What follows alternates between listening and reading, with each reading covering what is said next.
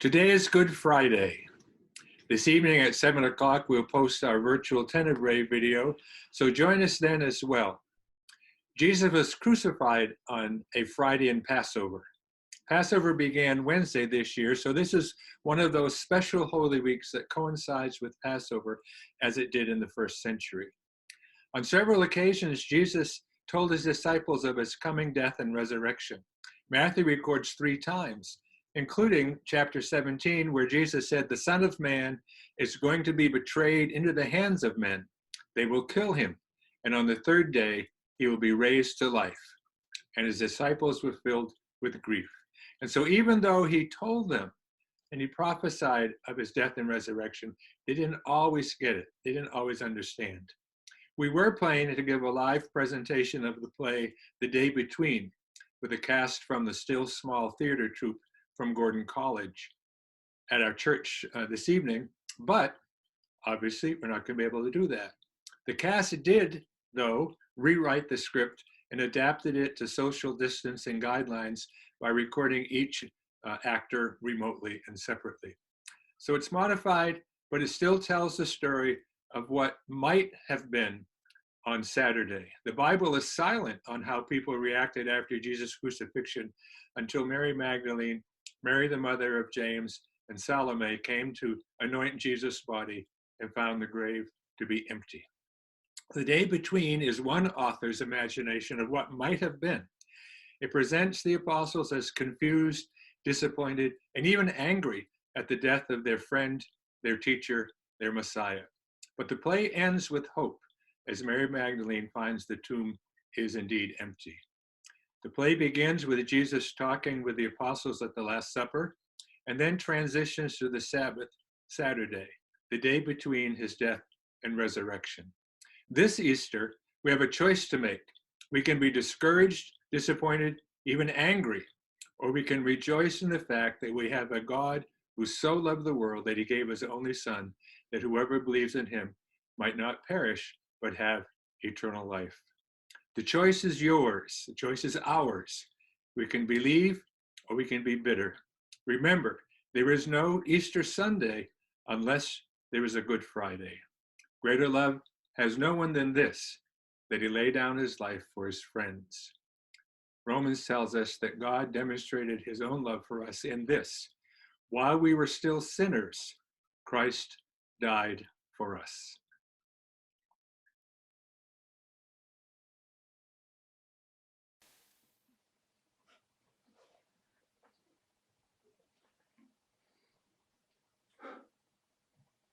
I have much more to say to you. More than you can now bear.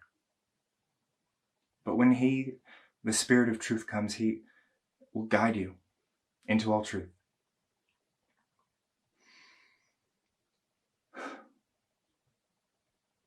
In a little while, you will see me no more. But after a little while, you will see me. I tell you the truth. You will weep and mourn while the world rejoices. You will grieve, but your grief will turn to joy. A woman giving birth to a child has pain because her time has come. But when her baby is born, she forgets the anguish because of her joy that a child has been brought into the world. So with you. Now is your time of grief. But you will see me again, and you will rejoice, and no one will take away your joy.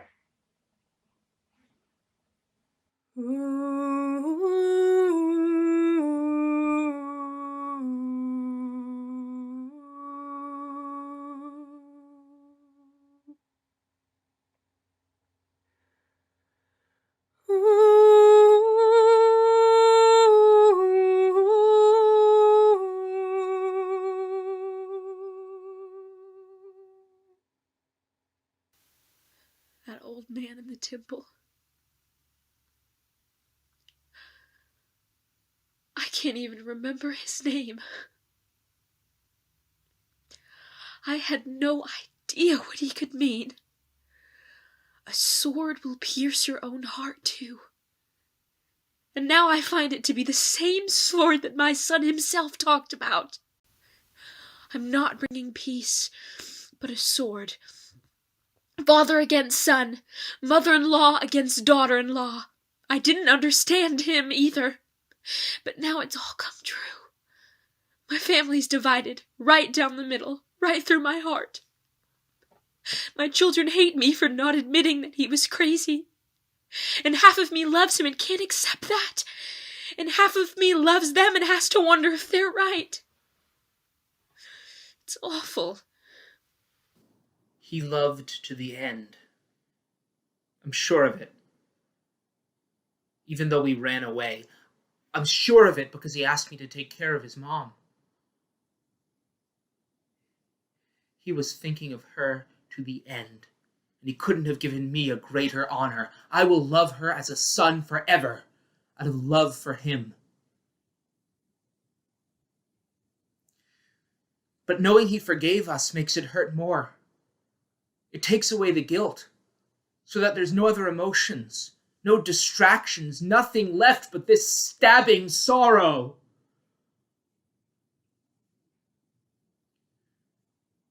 My friend is gone.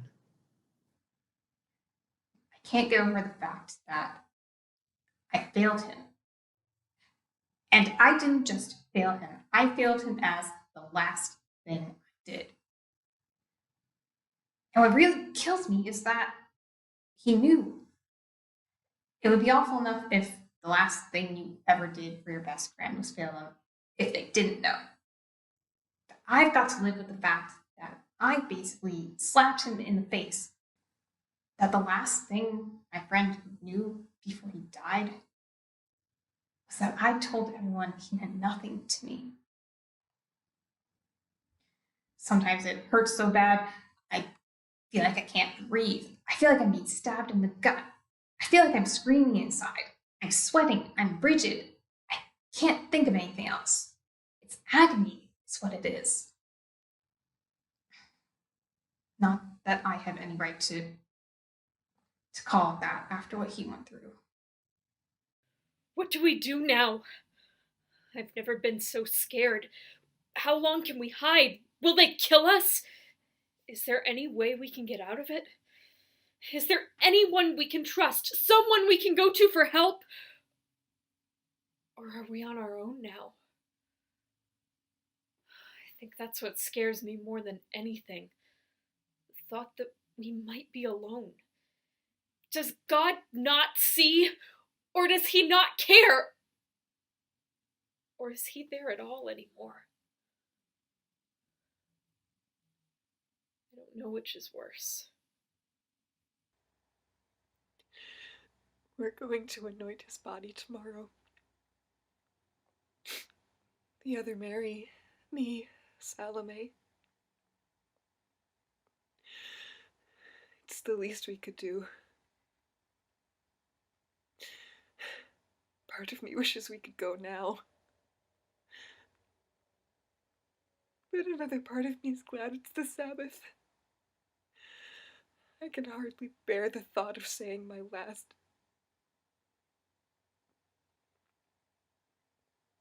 My very last goodbye. Because I know that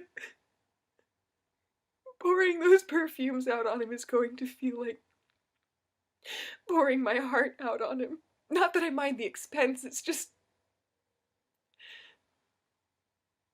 there's going to be nothing left of my heart, nothing left of me. And though it looks like a waste, I'm pouring it out to honor him. One last time. My heart will break, just as surely as the perfume bottle. The pieces will be just as empty, and there will be nothing to put it back together again. As long as I'm here, resting on the Sabbath. There's no reason to make it all final, to give everything closure. Because it will be final. And then my life will be over. I started out as a hard-headed realist. Then he came along, and for some reason I went along with him. It was a daily struggle, Thomas's realism against the little seed of faith, a daily tooth and nail battle, fighting for every little inch of ground. It was something that was always important to him, something he was always spurring us on to. And now, all of a sudden, he's dead, and I've got the rude, embarrassing shock of knowing that that faith I worked so hard over all those years for is worthless now. You know, it's really hard to know that the thing you gave up your life for and poured yourself into for the past 3 years is just a lie. Yeah, I took the risk, the leap of faith, and this is my reward.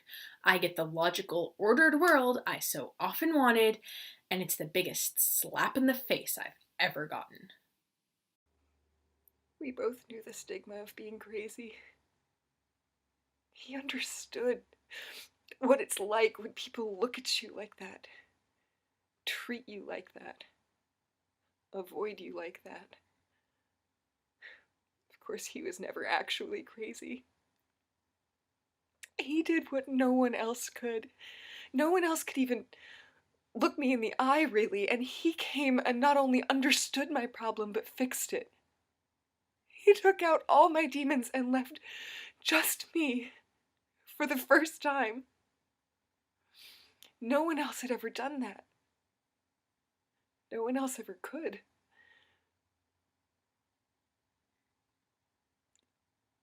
And that's why I'm going to miss him so much.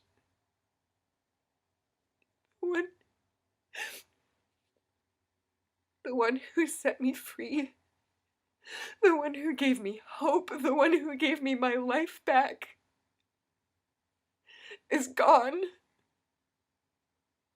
And no one else can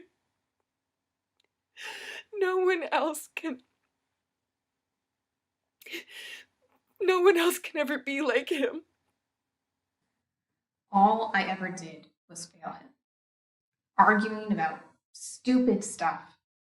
Cutting off that jerk's ear. Falling asleep on him.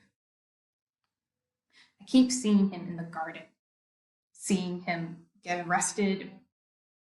Seeing him look at me after I said I didn't know him. But looking back on all those times that I failed, all those times we didn't see eye to eye, all those times I thought I was getting something right and it would turn out totally wrong, I'm starting to think that maybe I told those people the truth. Maybe I really didn't know him at all. Simeon! That was the old man's name. I don't know why it just came to me now. A sword will pierce your own heart too. Oh, it's haunting me. It doesn't feel real. I wish it wasn't. It feels like we're stuck in a long parable, and we're the ones left at the end with no hope. A sword will pierce your own heart too.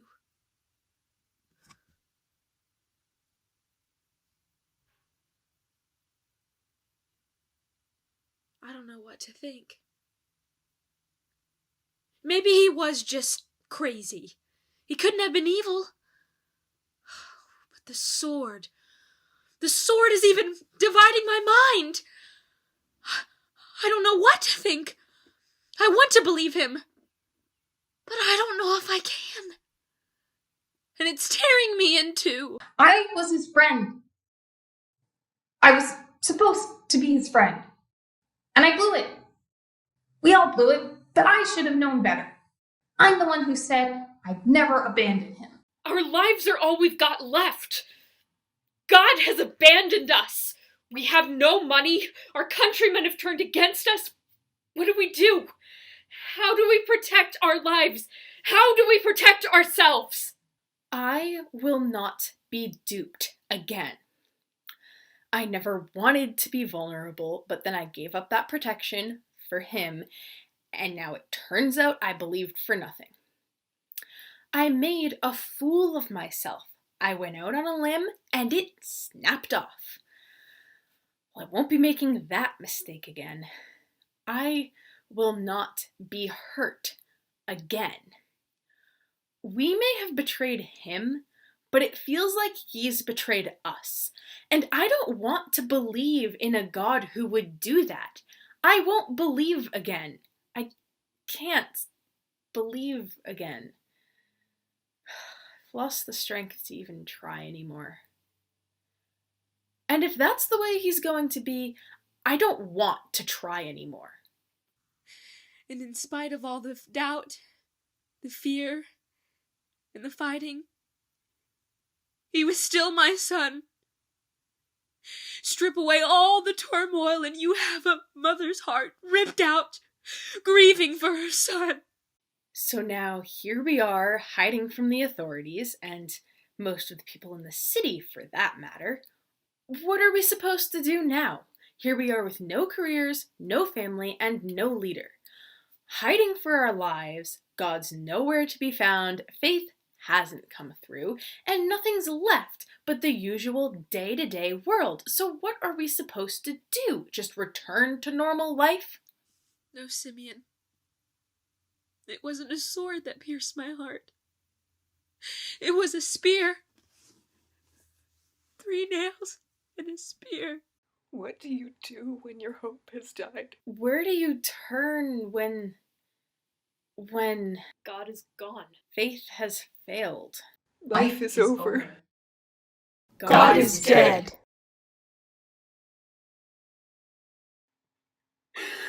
No! No, no, no, no, no, no, no. They could have left his body. Don't do this now, not now. He's gone. Oh God, he's gone. He was gone enough when he died. They didn't have to mock that by taking his body too. Oh God. Who would do that? Why would you do that? How could you do that? He's gone. Oh God, he's gone. Ma'am, why are you crying? Who is it that you're looking for? Sir, if you carried him away, tell me where you put him, and I'll get him.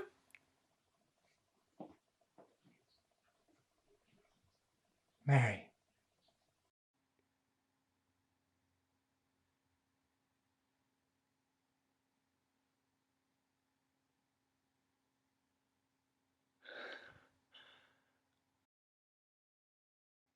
I saw him. I saw him. No, not like seeing things. I touched him. Thomas, please believe me. I don't care if everyone thinks I'm crazy. For the first time in my life, I don't care. Goodness, if anyone knows what crazy feels like, it's me. But I think that up until today, I never knew what sane felt like. Thomas, he's alive. Oh God, he's alive. And it means, I don't understand it all yet, but it means life is never over. He promised he would come back, and he kept that promise. He came back for me. And I know he'll come back for you. Even if you were the only one left, he'd come back for you. I know it. It's okay. It's okay that you don't believe me yet. I know. It's so dark. And we've never really seen the sunrise win. But Thomas, you will.